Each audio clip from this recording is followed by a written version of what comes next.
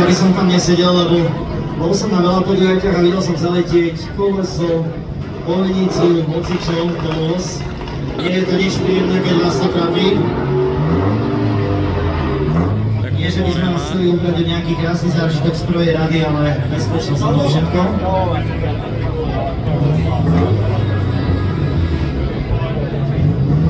Takže spomínali sme túto hodinku, ktorá bola poštiepnená na profi tuningu. Dnešné nastavenie je zhruba okolo 900 konských síl. S tým by som celkom dali vyvidieť všetky akcie, keby vlastne nie. Rýchlo si na predajni, rýchlo nabalíš. Vedľa samozrejme naša obľúbená Mercedeska, najvyššie 55. Jeden z posledných poctivých motorov. Troška doprečie, ešte dobre, OK.